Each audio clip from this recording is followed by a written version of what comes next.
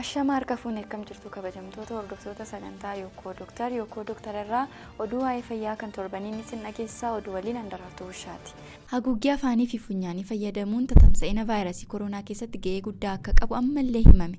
Vaayirasiin koronaa akka hin babal'anneef saamunaa fi bishaaniin yookaan saanitaayizariin harka qulqulleeffachuun, fageenya qaamaa eeggachuun, maaskii haguuggachuu fi lafa namni itti baay'atu dhaquu dhiisuun ga'ee guddaa akka taphatan beekamaadha. Maaskii godhachuun immoo nuttis ta'e namoota birootti akka hin dabarreef ga'ee guddaa kan qabu fi namoonni hundinuu yoo godhatan tatamsa'ina vaayirasii kanaa xiqqeessuun akka danda'amu dhaabbanni fayyaa addunyaas ta'ee beektonni himaa jiru.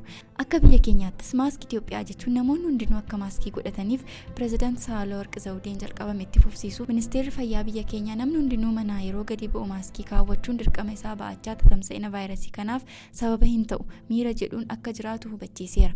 Haaluma kanaan maaskiin gosa kamiyyuu maaskii dhabuu irra akka wayyu saayintistoonni himaa jiru. Garuu akkaataan nuti itti kaawwannu yeroo hundaa afaanii fi funyaan keenya haguuguu qaba. Akkasumas qulqullinni maaskii keenyaa sirnaan eegamuu qaba. Fiinlaanditti saroonni nama koronaan qabame adda baasuuf oolan leenjii dhaaba'anii hojii jalqaban jedhame.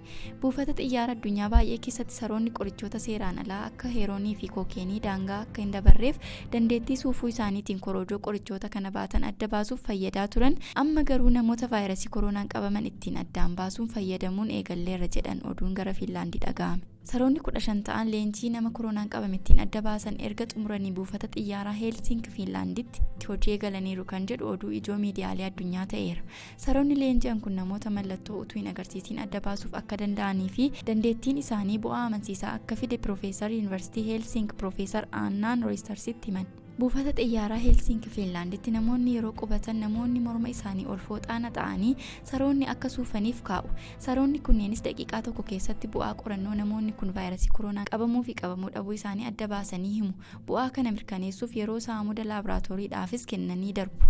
Akka wal bira qabamee ilaalametti bu'aan qorannoo karaa saree argamee fi laaboraatooriin argamee gara 100% wal mirkaneessaa jira jedhame. BBCtu gabaase. Kabajamtoota hordoftoota sagantaa Yookoo Doctor irraa oduu waa'ee fayyaa kan torbanii isiniif qindeessine kan hangamaa ture hanga torbaniitti nagaatti.